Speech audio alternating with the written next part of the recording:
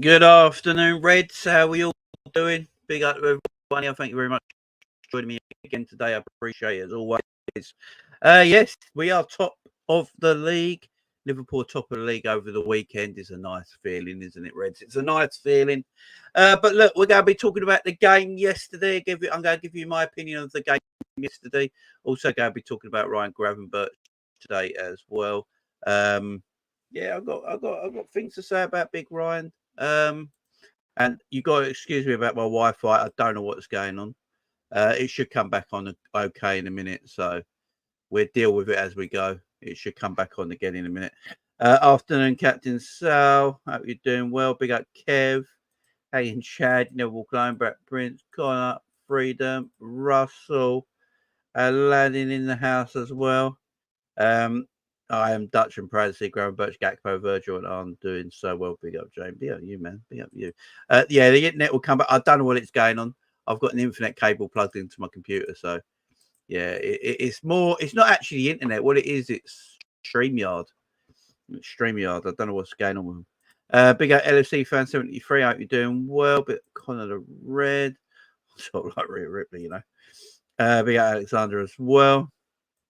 Hope you're all doing good. I hope everyone's doing really good today. Glad to have you all here. I really am.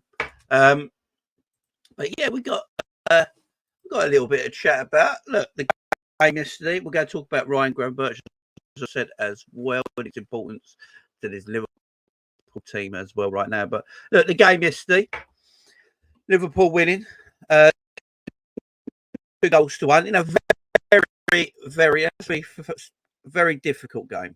Very, very difficult game between Liverpool and Wolves. I think Liverpool made it a lot harder for themselves than it needed to be. It's like that. I thought Wolves played a very good game yesterday. Gary O'Neill had them set up really well.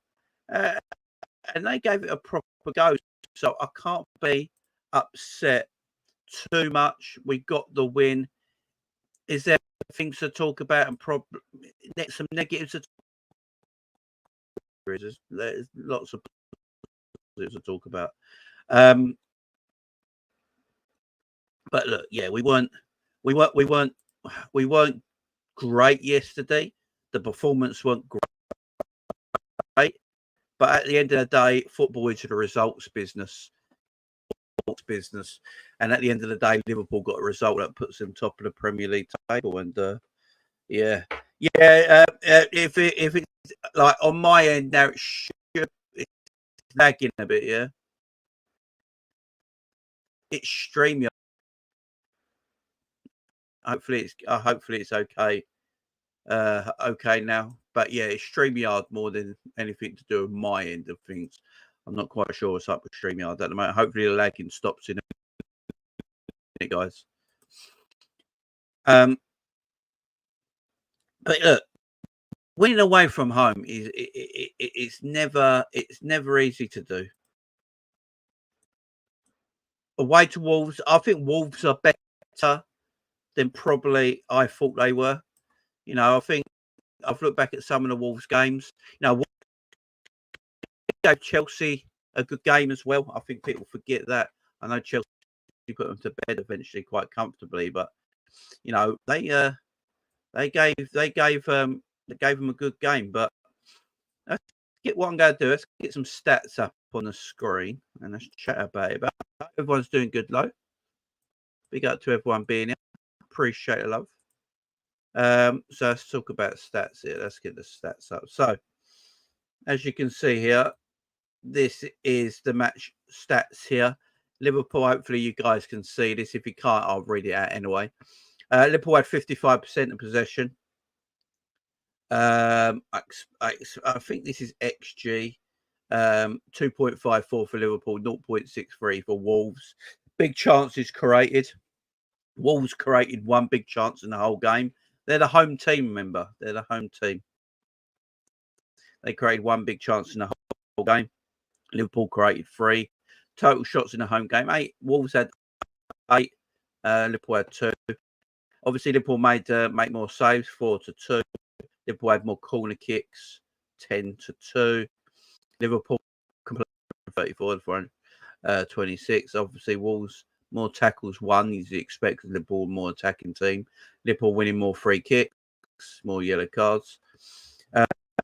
As you can see, these are Wolves' main shots yesterday. Obviously, that's where their goal comes from, a mistake at the back, which we'll talk about in a minute. And this is where most of their main shots come from, as you can see. 4 in the box, 1 on the edge, and 1 outside, and obviously that goal, I think, went down as an own goal in the end. I'm not quite sure. For Liverpool, you can see the difference in Liverpool. If you look at Wolves, it's a bit more spread out, trying to use the width. Liverpool play very narrow. They don't use the width as much. So this is where all Liverpool shots come from. As you can see, for a very central position, very clustered in that central position as well. You know, very clustered in that central position. You know, these are people like Luis Diaz and stuff like that, that Salah, that are coming into these areas of the pitch here. Shots off, as you can see, this one here, this one here, this one here over the bar from that far out. This one here obviously was Szoboszlai in the goal. We'll go talk about Szoboszlai, don't you worry about that. One over the bar, another one well wide, another one saved, and then obviously the 2 goals that came from Liverpool. But yeah, as you can see, our shots in the box would get 1, 2, 3, 4, 5, 6, 7, about 8 shots in the box, 2 outside. But look how clustered it is through the central areas of the pitch, guys. Very clustered. Guys, don't worry about the internet. We'll carry on. It's not actually my internet, it's StreamYard. Yeah, if it keeps going down, don't worry about it. We'll carry on. We'll move. We'll keep going. Big up Promo in the house. Are you doing well? Yeah, Gravenberch and Virgil sensational. I'm going to talk about Gravenberch in a minute, and we'll also go talk about Virgil as well yesterday, because I thought Virgil was excellent. But yeah, that's the areas of the pitch that Liverpool,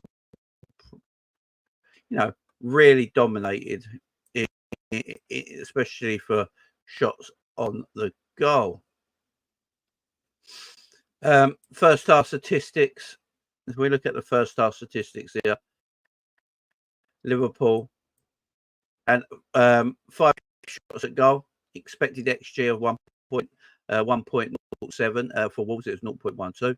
Big chances created. Liverpool created 1 big chance. Wolves had 0 big chances. 4 shots in total for them, 5 for us. Goalkeeper made a save.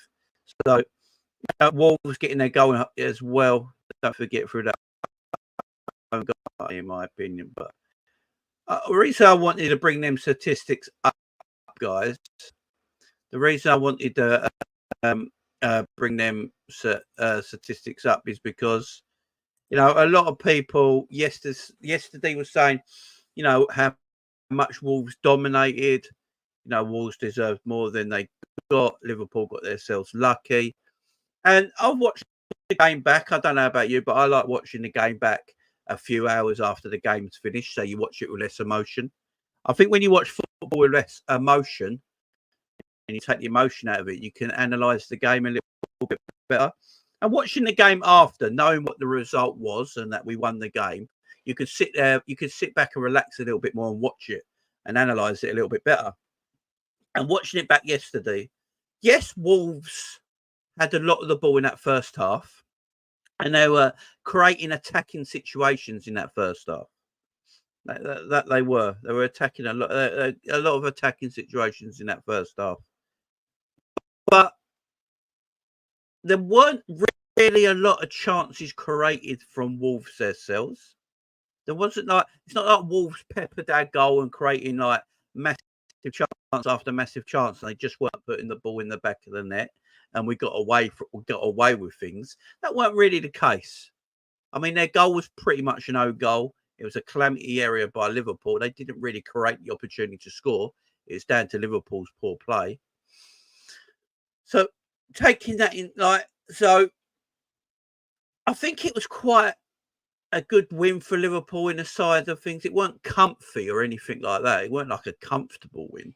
We weren't in control for 90 minutes, but it also at the same time wasn't as bad as a lot of people thought. You know, I thought Wolves, they attacked when they needed to attack, but when they didn't, they sat back. They didn't really. It's not like they played a low block for 90 minutes because they did attack and they had the ball and they attacked with movement and they attacked with pace. And you know, Lamina and Andre in their midfield were really, really good.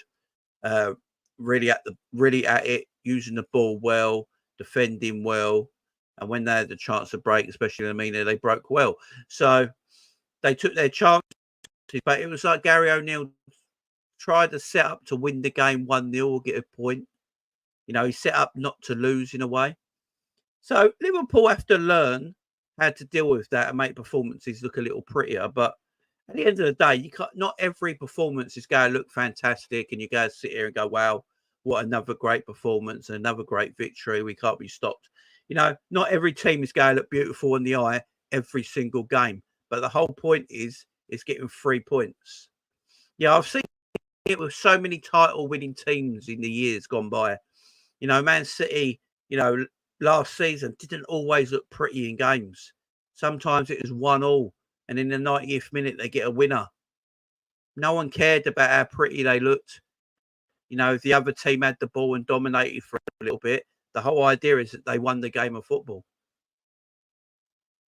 And the reason I say that, and the reason I say this is because I've seen a lot of discourse today online and on social media and people talking about the game yesterday. And, you know, and people saying like Liverpool got to stop letting teams dominate them at parts of the game. And Liverpool can't be like 10 minutes off and let teams dominate them for 10 minutes here, 15 minutes here, you know, because they get killed by it when they play bigger teams. So that's fair.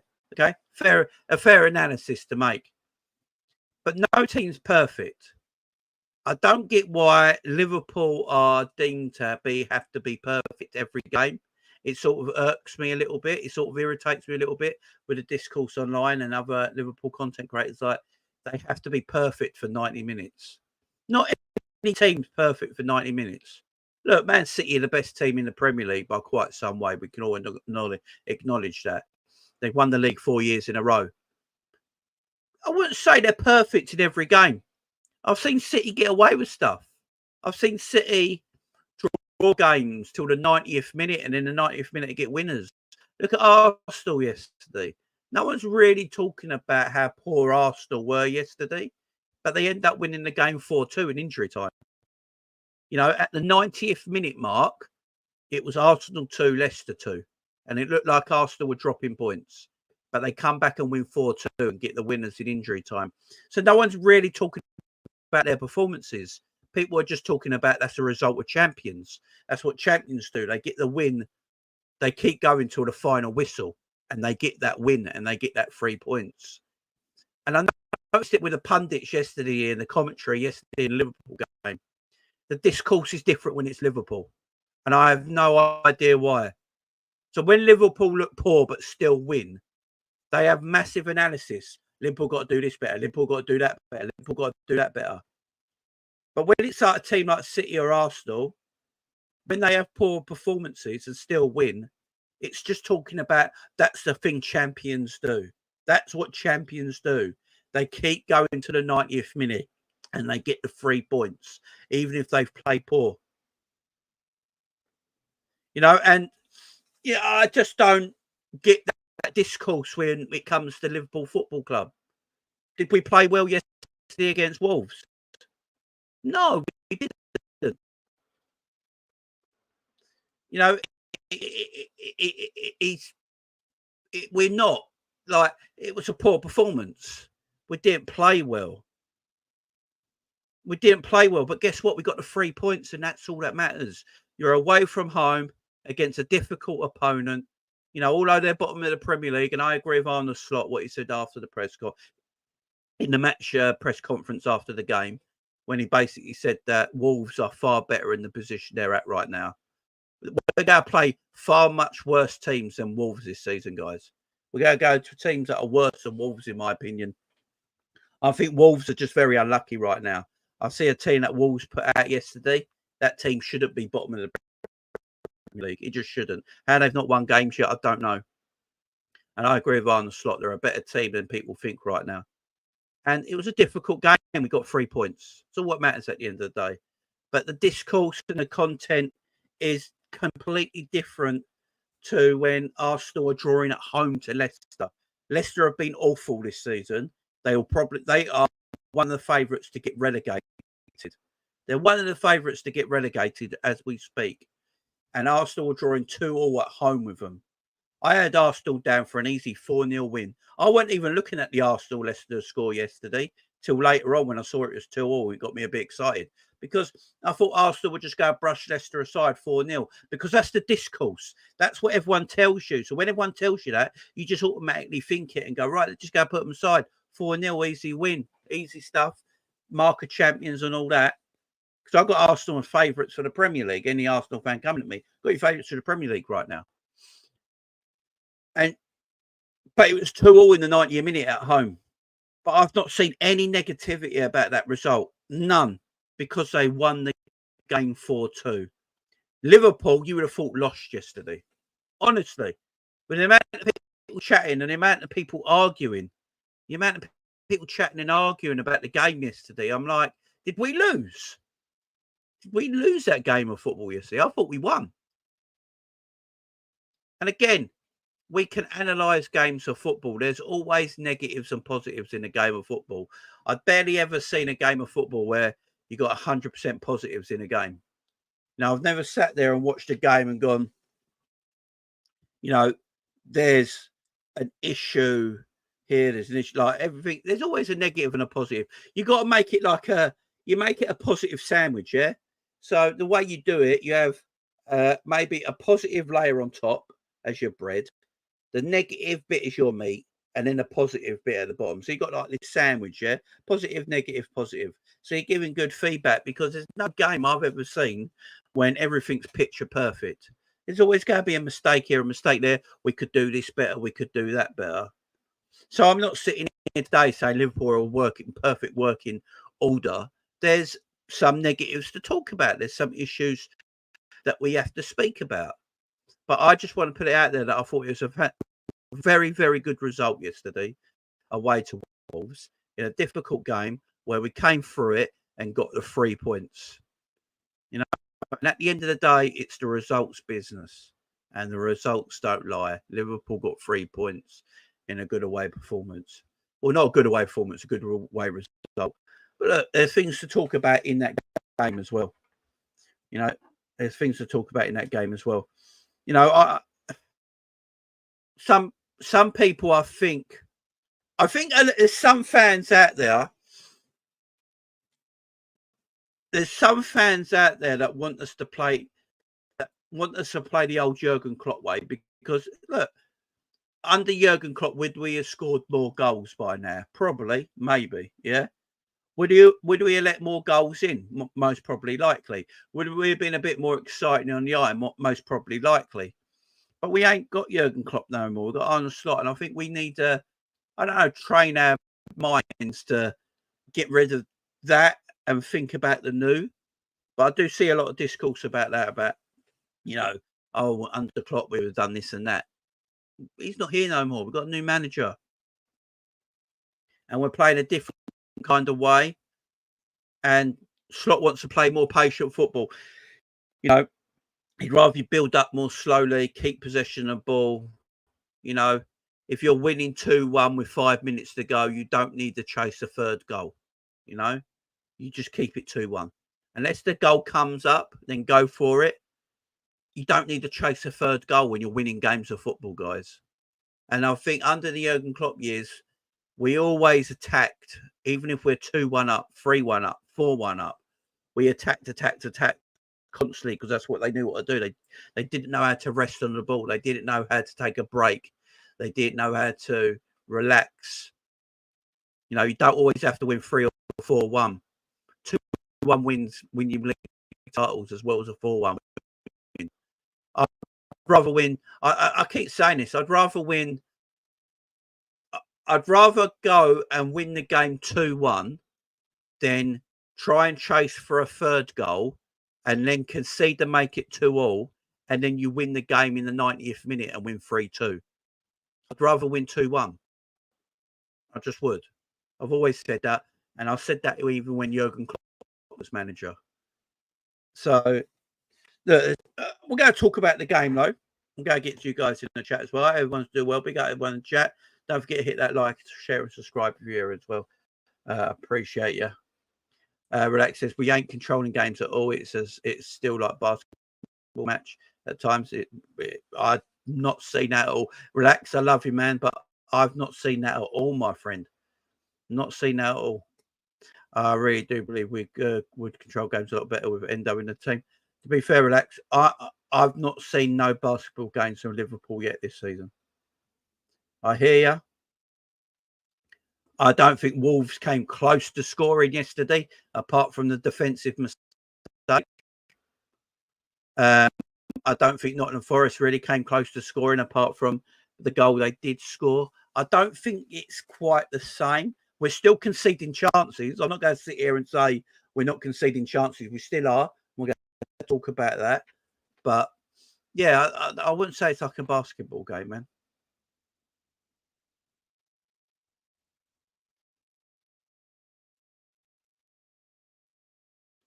What's this? And you complain fans are attacking you while you are the one bitching. Who's bitching? What? What the fuck are you chatting about? And you complain fans are attacking you while you're the one. Who's bitching? What the hell are you chatting about, my friend? I don't know what you're chatting about bitching here. Who's bitching about what? I have no idea what you're chatting about, my friend. Relax. I've not even raised my voice. Speaking nice and calm. Sorry, I don't understand what you're saying now. I really don't. Really don't. Apart from the mistake, Wolves didn't come close to scoring. No, they didn't. They didn't. Fans moan about us playing at 2018, 2020. Yes. Big up Sunday says, hey, Jamie, thoughts on Club World Cup starting in June in America? Yeah, it's mad, ain't it? If you're invited to that tournament, in the world, it's a World Cup starting in June. Is it in June? So it's a month earlier than it usually is. Bloody hell. I thought you meant the World Club Championships then. I know they got the World Club Championships that start in June as well.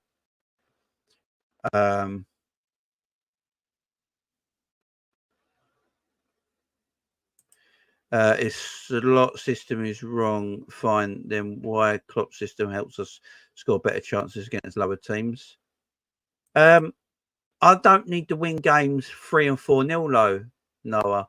I'm all right winning a game 1-0, my friend, as long as we win the game. Yeah, I'm not worried about winning games 3 and 4 and 5 and 6-0 and killing teams. Really not. It's not like we're not scoring a lot of goals. Yeah, I agree, Cat Sanday. We're going to get to that. I agree with everything you say there. Alfredo in the chat. Hope you're doing well. Big up Paul in the chat as well. Hope you're doing well. Big up, guys. We look way more solid under Slot than last season. Granted, it's only been 6 games. Yeah, it's only been 6 games, and this is what we've got to say. You know, I'm not going to sit here and say everything's perfect, everything's rosy. I've said it before. I'll say it again. We've only played 6 games, and we haven't really. I want to see us what we're like against Chelsea, what we're like against Arsenal, what we're like against Man City, what we're like against Tottenham, what we're like against Aston Villa, home and away to them teams. You know, let's see what we're like against them. They're the tougher chance to play teams we've got to play. They're teams that have quality in their teams that can really hurt us. You know, if we make, you know, because I'm not going to sit here and say we're being fat. Like, I can't sit here and pretend we've been amazing defensively. we're better defensively. We're conceding less big chances defensively, but we're not perfect yet. And if we do play against these teams who have got better footballers in their team, they could punish us a little bit more. And Arne Slot's been saying that. If you listen to Arne Slot as well, every match, every game so far after the match, post-match analysis from Arne Slot, he pretty much says the same thing. He wants us to press a little bit more, be a bit more aggressive in our pressing in the midfield area, because he feels like we're not aggressive enough in that midfield press at this moment in time. Why sometimes we get played through a little bit, but we are definitely conceding less big chances, which is a good thing. Our defensive game is a little bit better than last season, but when we come up against the bigger teams that have got better players that can hurt us, we see what we're like then as a team. They're the real testing times of Liverpool. But yeah, so I'm not going to sit here and pretend Liverpool are perfect under Slot. No way. Big up, Doug. Hope you're doing well. Yeah, World Cup in June. So players ain't going to get hardly any rest. Who's insulting? What? I don't know why are we struggling? What have we struggled with so far, Noah? The only game we struggled in was Nottingham Forest, my friend. We've only struggled against Nottingham Forest this season, my friend. What are we struggling in, my friend? Let me know. What we struggling with? I need to understand what you mean by struggle. No, let me know what you mean by struggle. What do you think we're struggling with, my friend? Put some context in there for me, so I know what you're talking about. Because I've just said, like, I'm all right not smashing teams 4-5-0 all the time. I mean, we did beat West Ham 5-1 the other day. We beat AC Milan, was it 3-1? We are scoring goals.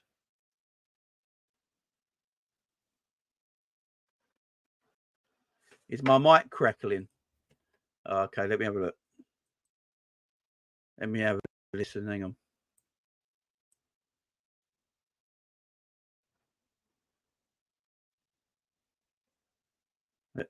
Let me just go back.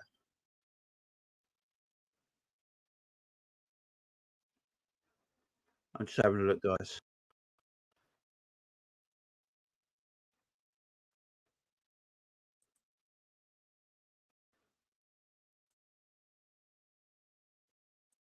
I can't hear no crackle, Doug. It might be my it might be this hitting the table. It might be my bracelet hitting the table. It might like scratching the table. It might be that. There's static at random times. I don't know what it is, man. I can't. Let me hear it back. There is static. Yeah. Is it when the Wi-Fi goes down? Is it when the Wi-Fi goes down, guys? Let me know. Because the Wi-Fi is not down at the moment. Let me hear myself back. Oh, yeah, I can hear that, yeah. Yeah, I can hear that now.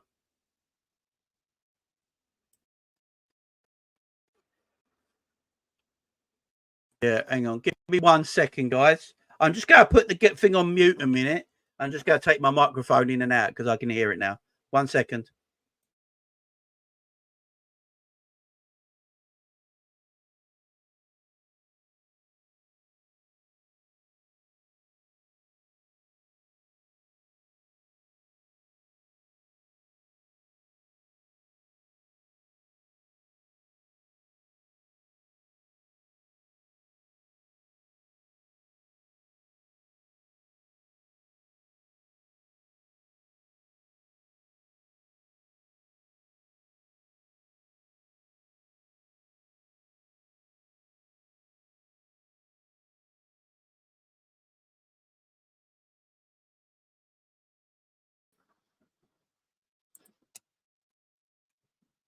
Hopefully that's better. Let me know, guys.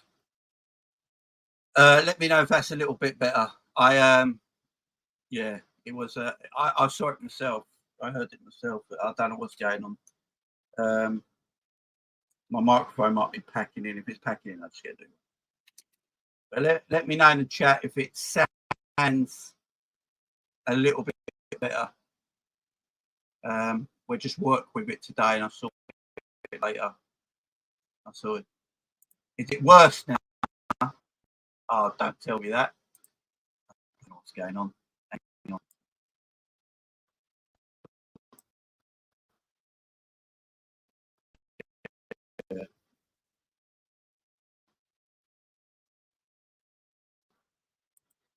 Oh my word! Hang on.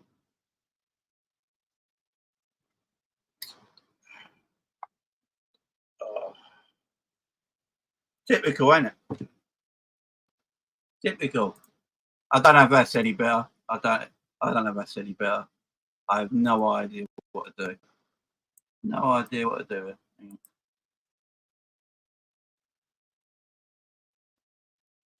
Oh, hang on. Hang on. Hang on. My microphone's not actually. Hang on. Hang on.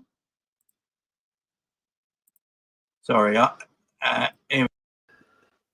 That should be better now. I weren't even my microphone. I weren't actually using my microphone. I was using the microphone inside the computer. That should be a bit better now. Sorry, guys. It was really shit.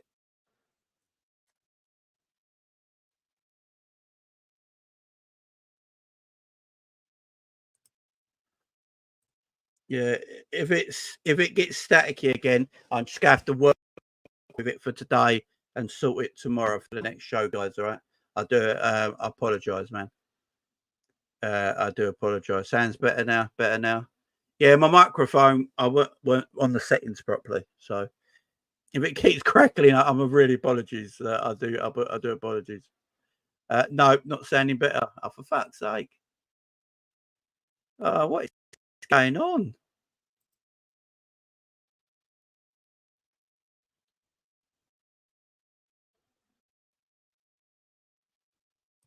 I have no idea what to do, guys. What is going on here? What is going on? Right, I won't worry about it right now. We'll sort it. We'll sort it later. We'll sort it later. I'll have to get a new microphone. It might be my microphone's gone. Might not be working properly. I'll check it out later. Let's take that off. Let's take that guard off. Might easily be the guard even. Hopefully that's a little bit better now. That's really peed me off. I ain't gonna lie. Peed me off. Now my camera's all over the place. I'm all over the shop, guys. All over the shop. All over the shop. What a load of crap, eh? It's fine now. Don't touch it. Oh, man. Right, let's just leave it how it is. It's bearable. Let's go. Let's do this. Right. I'm a Spurs fan today. Yeah, if Spurs beat Man United, man. If Spurs beat Man United, that'd be hilarious. It really will. But look, yeah, Liverpool have got they got problems. We got problems defensively at times. I think we give up too much possession. Right. What I'll do, I'll just finish this show and then I'll sort it out. Yeah, Liverpool are defensively not at it right now. They've been better, in my opinion, in other seasons. But it's a work in progress for Liverpool. We do give a lot away of the ball. We do give up space too much sometimes, in my opinion. I'm not always happy about how much space we give up. You know, especially in our defensive third. I think we give up too much space sometimes. But Slot's trying to play his way. He's trying to play possession-based football. He wants to play a slower tempo, possession-based. And he wants to take less risks. You know, we got to remember with Jurgen. Yeah, Jurgen was about risks. It was about risks for a reward. You know, it was about risks. If you can take the risk and a reward, that's what way he wanted you to play. It was a bit chaotic at times, but it was beautiful chaos, and it was the way Jurgen played. That's what Jurgen knows. We're trying to play with more control now and a slower tempo. So when you're playing with more control and solo tempo, you get this. This is what you get, guys. It's not going to be as pretty as it used to be.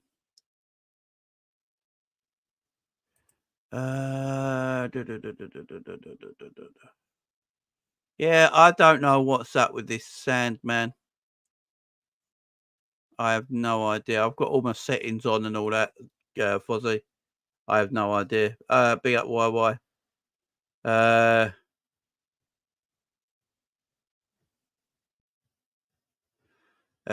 Untick everything about echo. Let's have a look. Let's do this quickly. Let's have a look. What about now? Is it still bad? I've just unclicked everything.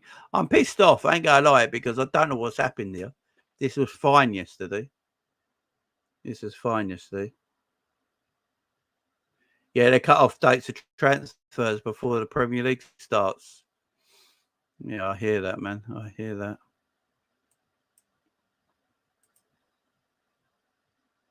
Sounds better now. Much better now. Oh, we're good, yeah?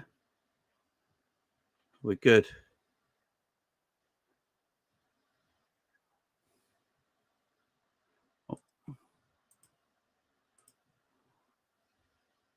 Awesome. There you go. Right, let's leave it then. Right, yes. Okay. The show goes on. Right, let's move. Right. But yeah, our defensive third play, I think, has got to come a little bit better. We've got to do better at the back at times. Our defensive third has not been... We give away too much space because we play through the middle. We give up the wide areas of the pitch a little bit, I will say. We don't shift across. We protect through the central areas of the pitch. And we're not asking our fullbacks to bomb forward like they used to either. So when we defend now, Trent and Robbo are usually in their positions defensively. You know, like in previous years, you could argue either Trent or Robbo or both of them at the same time were out of position defensively, you know, and we get overloaded in the wide areas. But Trent and Robbo are usually back in their defensive areas more than they usually are under Arne Slot, because they're not bombing forward, although they still get forward and they contribute to attacking phases of play. They get back into their positions a lot better because their position on the pitch is different to what it used to be. So they're able to get in their defensive positions better. But we play through the middle. Slot said it himself. That's where we want to play. When we want to play through the opponent's press, because he believes if you keep the possession in the middle of the park and you pick up nice positions in the middle of the park, and you're playing them 1-2 passes, you can play through the opponent's press. And if you play through the opponent's press, then you can overload on the wide areas on your attacking third. You know, and then have like 3-on-2s and stuff like that. That's the way Slot wants to play. So sometimes you'll see a bit slower tempo. It will take getting used to. Players will have to get used to it. It's going to take a long time. But yeah, we do give away a lot of possession in wide areas in our final third. I'm not going to sit here and pretend we don't. We are considering less big chances. You know, we do concede less big chances, so I'm happy with that. Big chance creations in the opposition is much further down. But look, a lot of people have already said it in the chat as well. Noah said it in the chat today about maybe struggling to score goals. Now, we all like to score goals, guys. We all like to score a lot of goals. 3, 4, 5, 6. Of course we do. Who doesn't want to score 6 goals every single game? We all do. But sometimes that game isn't designed to win 6 or 5 goals. Sometimes you have to win 2-1. Sometimes you have to win 3-1. Sometimes you have to win 1-0. And I felt sometimes last season, Liverpool weren't capable of winning the odd 2-1 here and the odd 1-0 here because we let in too many chances. We gave away too many big chances to the opposition last season. And I don't mind winning games 2-1, guys, and winning games 2-0. You know, I don't think there's a difference between the amount of goals we scored this season than the amount of goals we scored at the start of last season either.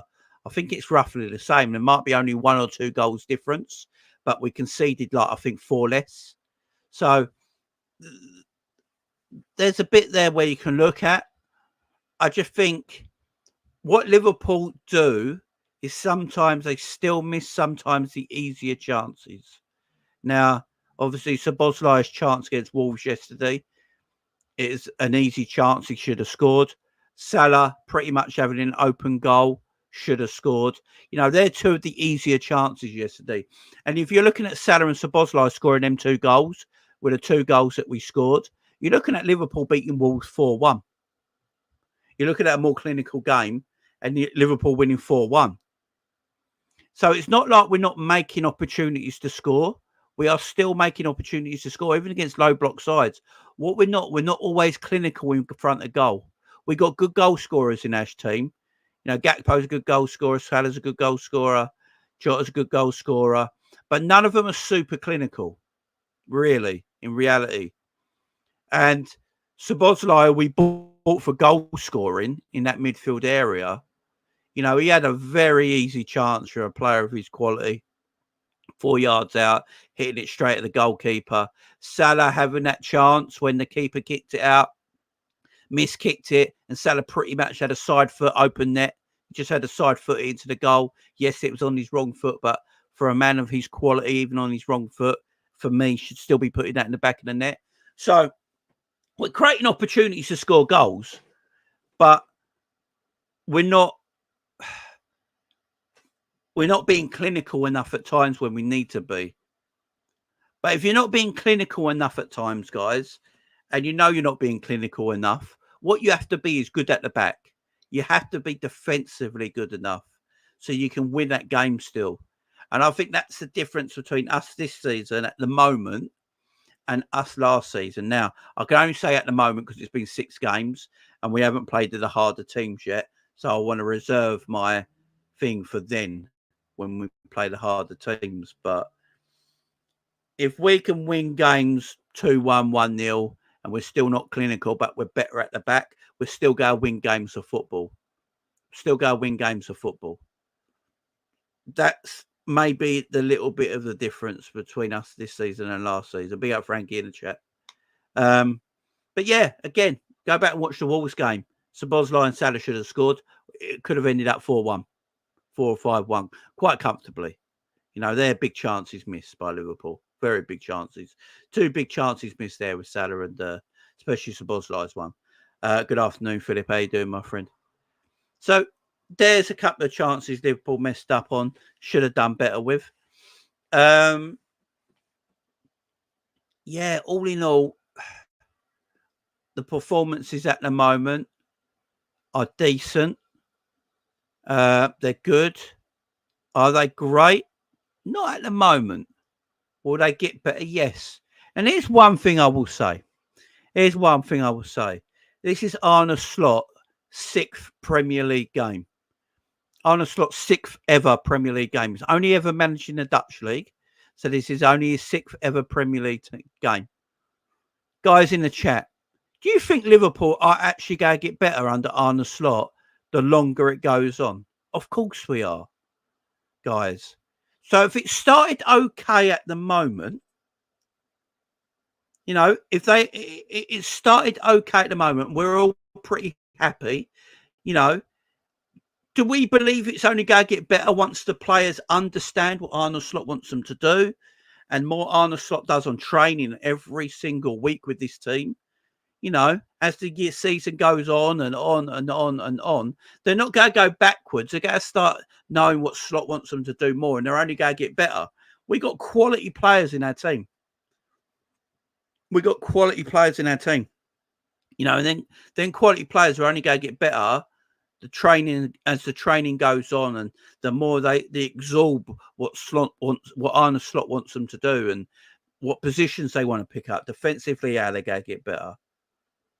You know, and also we've got to remember, we've got Jurgen Klopp players at the moment. You know, Slot's only really bought one outfield player right now, and that's Chiesa. So this is still a Jurgen Klopp team at the moment, Jurgen Klopp's players. So what Slot's trying to do is get Jurgen Klopp's players playing Arne Slot football. And if you think about it like that, I don't think Arne Slot's done too bad right now, because you've got to change their mindset. You've got to change the way the players know how to play for the last few years and turn it into his way. He's not buying his players that are coming in and will play his way of football. They're playing Klopp's way. So he's gone from Klopp's players playing Klopp's way in a few weeks to going, this is the way I want to play. And he's already getting that addressed into them. So he's already getting that addressed into them in a few weeks. So the more it goes on this season, these players that were Klopp's players will start turning into Arne Slot players. And he'll start to get the better out of these players, playing the way he wants to play. So there's positives there. And again, I've said about negatives already. You know, I've said I need to see us play against teams like Chelsea and Arsenal and Man City and Spurs and Aston Villa, you know, to really know where we are. Because I've already said I think we give up too much possessions in our final third in the wide areas to the opposition at times, because where we play through the middle, and them teams have better players and can punish us a little bit more. So let's see how we play against them teams. I'm holding judgment on that till I see us play them games. Look, we've got a busy October. If we come out of October pretty much unscathed, I think we can have a proper conversation how we're going to play this season. But in the Wolves game, going back in the Wolves game, at the end of the day, the only chance Wolves have got were going to score was the goal we gave them at the end of the day, which is the goal we gave them. And that's the only time Wolves really will go score in that game. So, yeah, we have to do better, as Fozzie says, and we will do better. I don't think any of us sit here and think we're only going to get worse. We're not. We're going to get better. And as I said, Slot's got players that are not his right now. They're Klopp's players. And he's got to train Klopp players to play Slot type of football, which will come. But it takes time. You know, it takes time. And he's doing well. And if you look at Chelsea, I know people might use Chelsea as a comparison, but Chelsea have had about 27 managers in about 18 months. So them players haven't got settled on anyone's tactics yet, on anyone's system, because them players have had 27 different managers in a year. So it's a much different scenario. A lot of these Liverpool players have been here for years under one man, so they know that way of playing. So it'll take time, but I'm pretty positive about it. I'm pretty positive about it. It'll get better. Yeah, it was scrappy, Lord. Yeah, it was definitely a scrappy win. I ain't go. It's definitely scrappy, man. It's definitely scrappy. But sometimes you've got to take scrappy wins, you know. Sometimes you can't always be perfect. Look, but Gravenberch again got a man of the match yesterday. I'm not going to sit here and pretend Gravenberch. I did the watch along with the Coppish boys yesterday on Big Up. So yeah, big up the Coppish boys. I was on Big Up yesterday with the Coppish boys doing the watch along, and I'm not going to sit here and pretend that Gravenberch was like 10 out of 10 yesterday or anything like that. But I thought Gravenberch was really good again yesterday. I thought he was the most calm and composed out of all our midfield players yesterday. I believe he won the most grand duels yesterday in our midfield as well.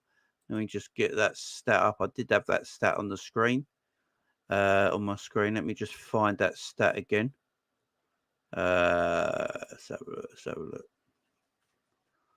look. It should be here somewhere. So,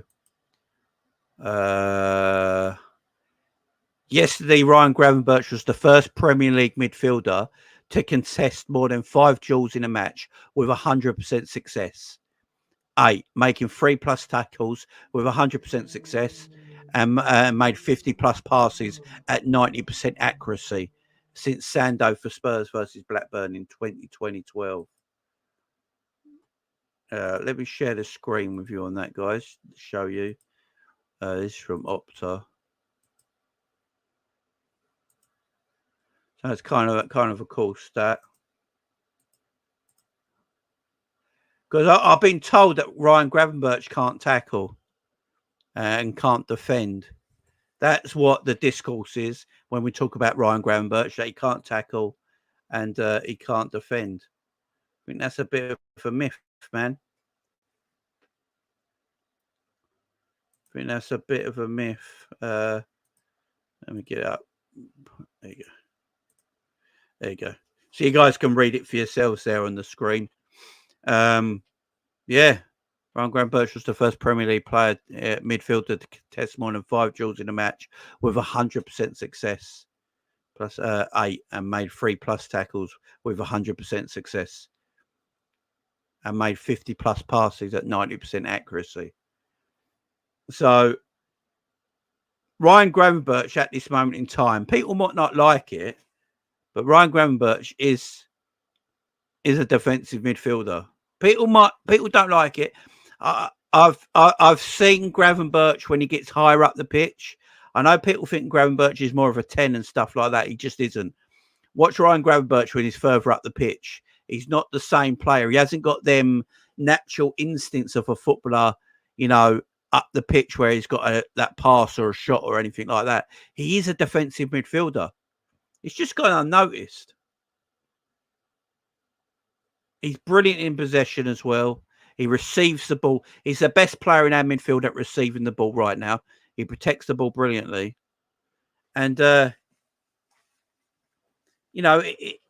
he's just a DM. He's a defensive midfielder. And I don't understand why people just want to say he isn't.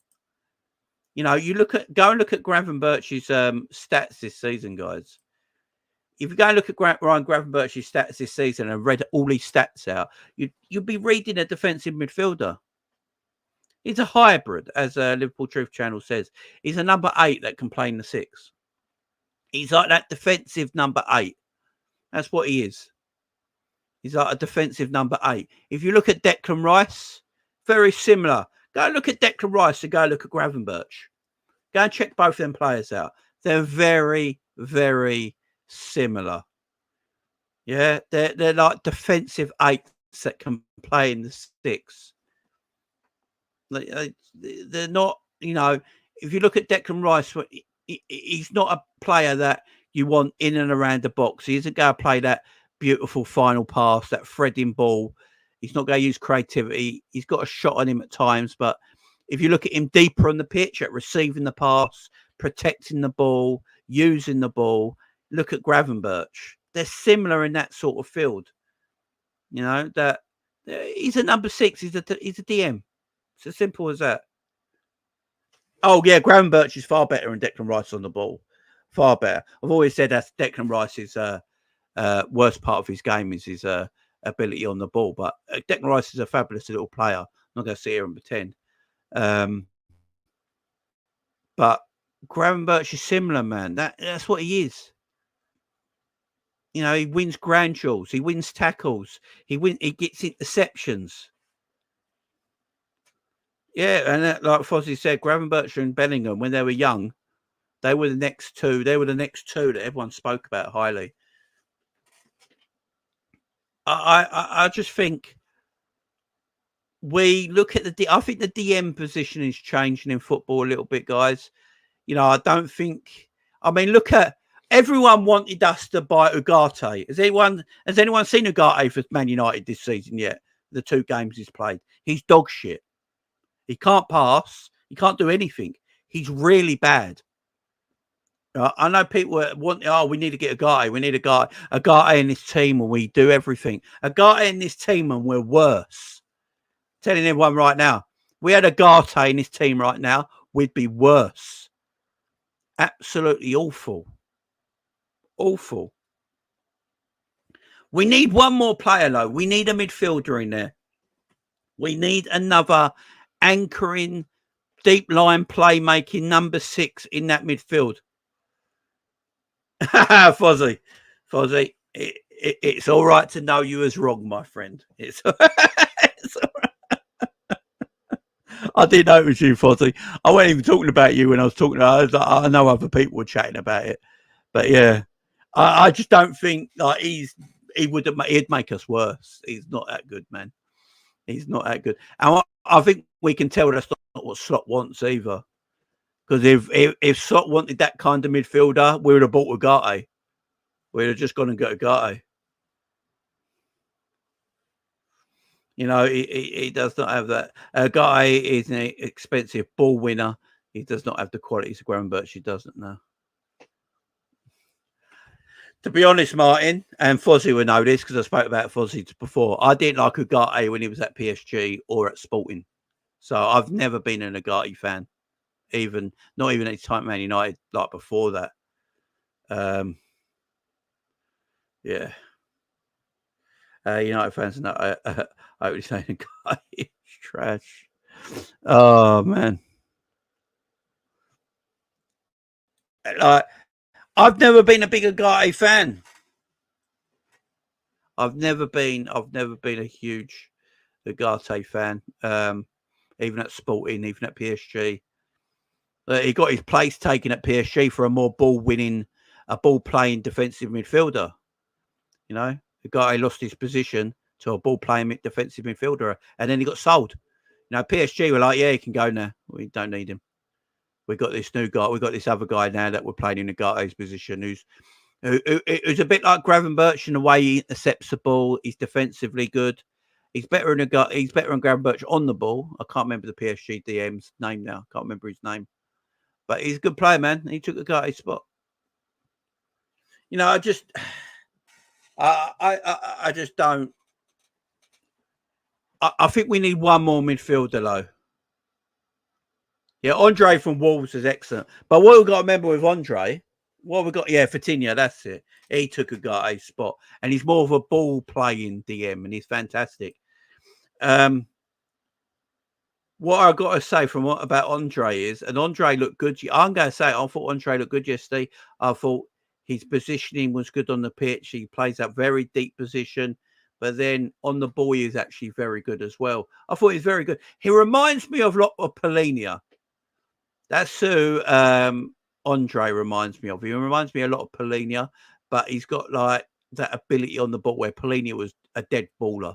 He weren't good on the ball. Andre looked far better on the ball. But the thing with Andre, Liverpool did try and buy him, guys. Like, Liverpool did try and buy him.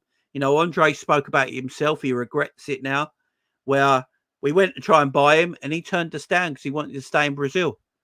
He wanted to stay in Brazil one more season to win the Cup Libertadores. Is that the thing it's called? He wanted to win that because his team had never won it before. And he wanted to win it with his team. And they went and won it that year. And Liverpool don't usually, go back all the time. So, yeah. I think Andre and his team would have worked because Andre can play on the ball. He's got ball-playing skills. And I think Andre would have worked in his team. He's good defensively, very good defensively, and he's a ball, and he can play he can play. So I think he would have worked. We need one more of that kind of player. And obviously there's a player in Spain who plays for Real Sociedad, whose team is not very good right now. He's not been given a new contract at the moment. It looks like Real Sociedad have lied to him. And I don't know if he regrets it. He probably don't at the moment because he's playing for his boyhood club. But yeah, if Martin Zubimendi wants to play Champions League football every year, he's going to need to lose. He's going to need to leave Real Sociedad eventually. And he's 25 right now. Real Sociedad are shit. They haven't gave him a brand new contract. I'd literally go in for. I would go and get Zubimendi. The stuff that I've heard, the people that I've spoke to on this situation believe that Liverpool very still much want Martin Zubimendi. It's not a closed book right now. I don't know if January will be able to get him. It might be difficult in January, but let's see. I know people were saying about Manchester City. I've seen a lot of people talk about Manchester City. Manchester City don't usually buy anyone in January. Manchester City don't usually go and buy players in January, do they? So that's one thing we'll have to look out for. Rodri will be back. I don't know if Man City go and buy a player like Zubimendi just for Rodri to eventually come back and then Zubimendi's out the team again. It's been an interesting one. We'll have to look out for it, see what happens. But Zubimendi, Macca, Gravenberch. That'll probably be in a midfield three. We need that one more because let's face it right now. We can't afford to lose Gravenberch or Mac Allister right now. They're the heartbed of what we're doing. Everything we're doing right now is through Gravenberch and Mac Allister. You could argue that Gravenberch is our most important midfielder right now because I can hear that. I can hear that. Gravenberch might be our most important midfielder right now. We need another one. We need another one. I think Fozzie said it earlier. If we're in this position in January, in that top three, not many points off, or even top of the league, or whatever it is, then you got to get another one. If you got a Zubimendi in, you could take Mac Allister out for a game, play Zubimendi next to Gravenberch. If Gravenberch needs a rest, you could put Zubimendi in for Mac Allister. That one player just changes everything up. Because I don't think you need to rest Gravenberch and Mac Allister at the same time. But you need one of them has to come out occasionally. And if you want to take Gravenberch out and you put a Zubimendi in, or you want to take Mac Allister out for a game, but that one player just changes everything up. That one player just changes everything up. And that makes us a completely different team. That makes us a completely different team because we've got 3 players there then that can play that double pivot role and play it exceptionally well. And as I say, there's not going to be many games where you're going to have to take both of Gravenberch and Mac Allister out of the team because that also at the same time ruins your system a little bit, ruins your flow, taking them 2 out and putting 2 in. So, yeah, just that one player. We need to get him into. We need to go and get him in January. We need to go and get him in January because I thought Endo was good against West Ham on Wednesday. I don't think Endo is the answer because he hasn't got the ball playing skill that Slot wants. Endo can give the ball away a lot in possession in midfield. He can make mistakes and give the ball away a bit. And Slot doesn't want the ball being given away in midfield. He wants possession looked after extremely well in midfield. And Endo, that's not his strength. Endo's strength is just being a DM, winning the ball back, giving it simple, winning the ball back, giving it simple. And I think Slot wants a little bit more in that. And that's why we've not really see Endo come into the games a lot so far this season. So that one midfielder in, we said it in January. I was pissed off in January when we didn't get Zubimendi. It peed me off. So I knew we just needed that one player. We watched pre-season. Pre-season was really good. I could see what Slot was trying to do. I could understand what he's trying to do. And if you get that one midfielder in, then you're like, yeah, I get it now. And we need that one. So hopefully in January, getting that one in January will do a lot to this team. And Curtis Jones, Curtis Jones can't play in the double pivot. If you go to play Curtis Jones in this Liverpool team right now, he's got to play further up in the 10. Otherwise, I don't think he gets in right now. Harvey Elliott, I think Harvey was fit. Harvey had played some games now, I think. Harvey is a backup 10. I think Harvey's our best backup. In fact, I think Harvey's better than Szoboszlai. There you go. I've said it. Szoboszlai, man.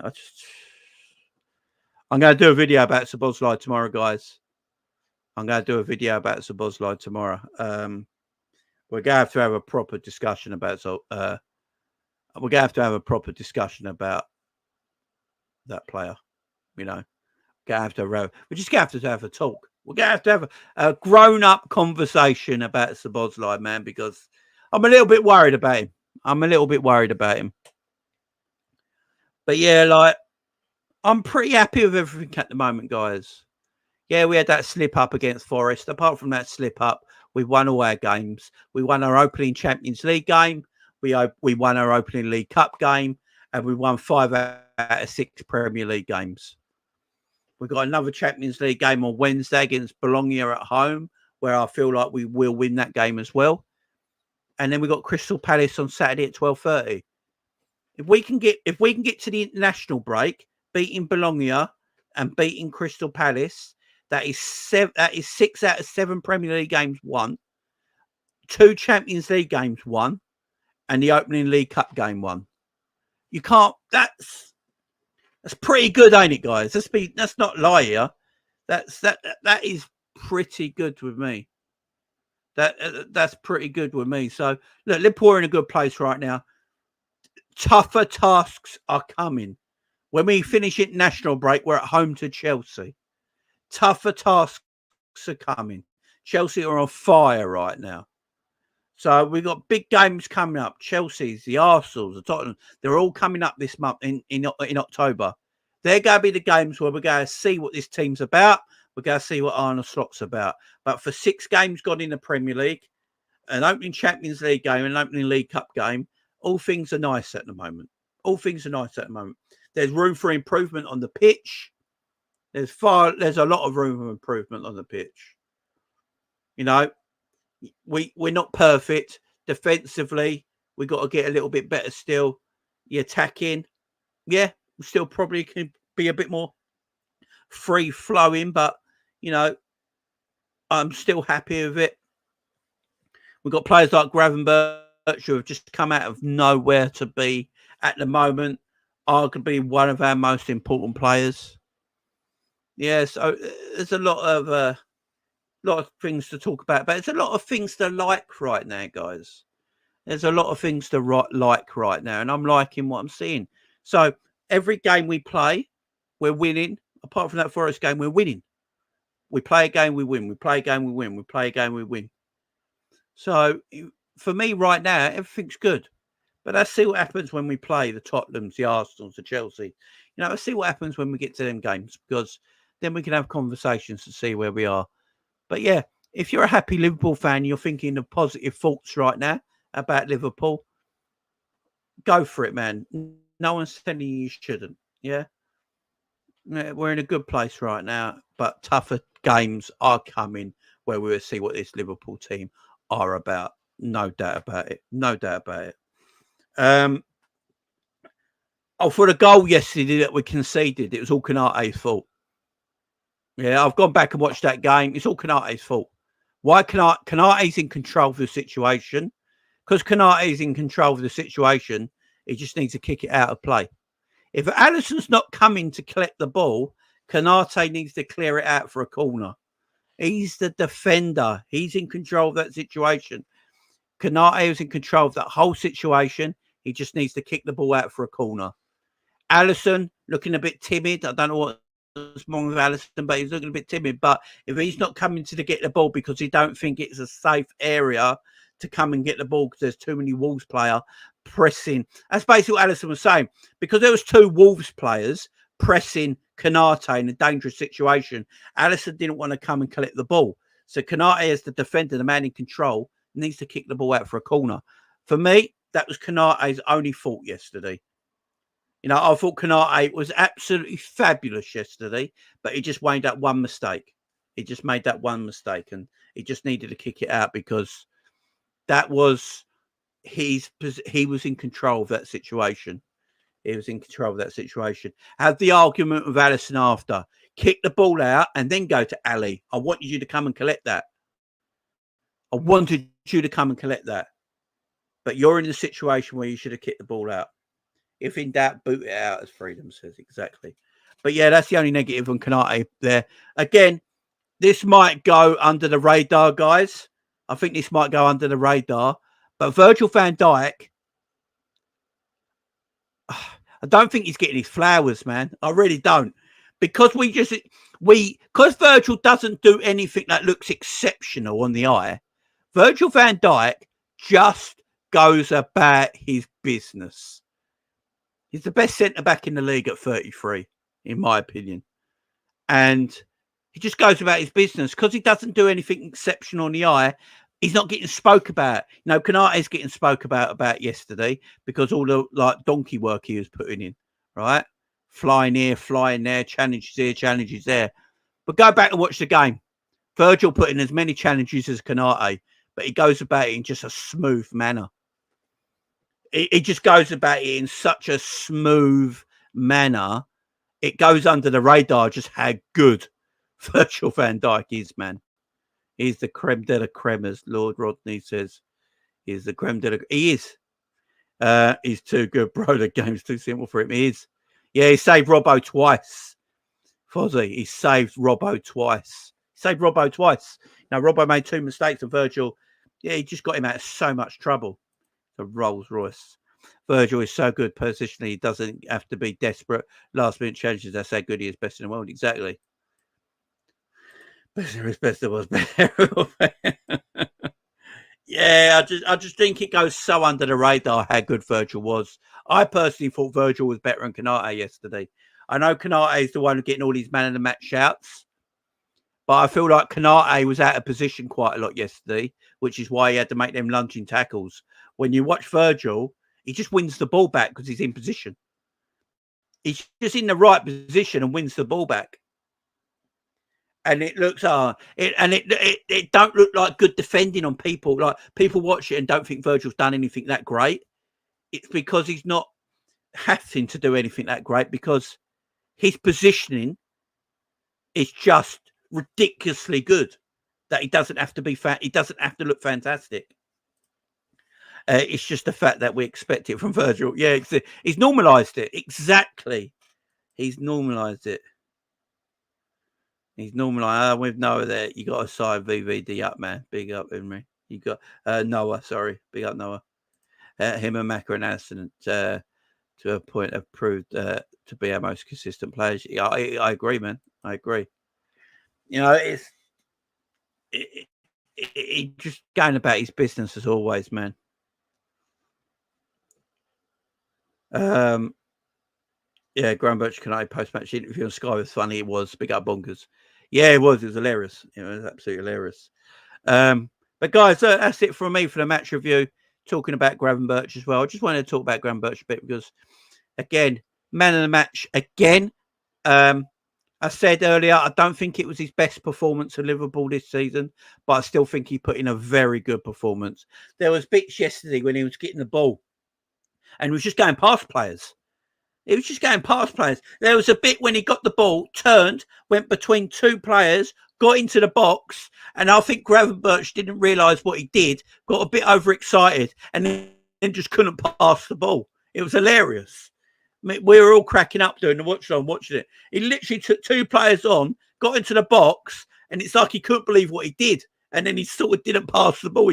He forgot to kick it. It was hilarious. But I thought Gravenberch again receives the ball under press.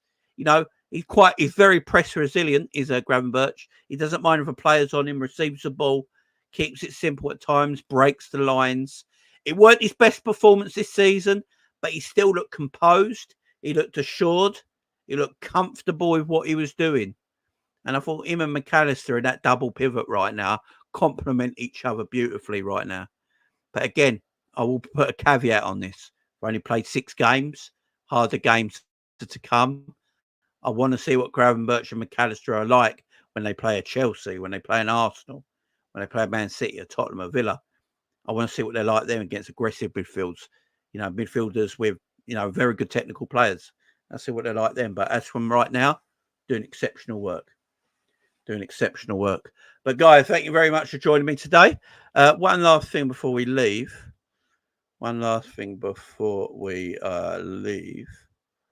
I want to share this with you. So guys, that's my big up channel right there. I am doing the Man United Tottenham game in 2.5 hours, as you can see there. I'm doing the Man United Tottenham watch along in 2.5 hours on my big up channel. If you just go to big up, right, let me show you right now. If you go to big up, as you can see there, if you go to big up and find Jamie Phillips Football Chat, it's the same name as my YouTube channel. There I am, right down there, guys, as you can see, where my cursor is. This will be your home page when you come up to the big up channel. This will be the home page. This is where all the recommended communities are. If you see my channel there, you click on it. Once you click on it, you'll see some games that I've done before, some of the watch-alongs. You could go back and watch. And then all you do is you click on it and you press join. There'll be a join button. You press the join button and you become a subscriber, member on the Big Up channel. So if you've not done it yet, guys, what I'll do, I'll put a link in the chat. I'll put a link in the chat. Hit that link. Hit that link and go and subscribe to my Big Up channel, guys. And I will see you there later on today for the Man United Tottenham game, guys. I appreciate it. It's a relegation 6-pointer. I appreciate it. But that's my Big Up channel right there, guys. As I say, that's the homepage. When you go onto it, go and find me. I'm there. And yeah. And when you find me, that'll be my homepage. Click on that, press the join button, become a member / subscriber of the channel, and watch the watch alongs with me, guys. So I'll be there today doing the watch along. So if you are there, I appreciate you then, guys. Thank you very much. I'll see you if you come over to the Big Up channel later on today at 4 o'clock. Appreciate it, love, guys. See you again soon. Bye-bye for now. Bye-bye now.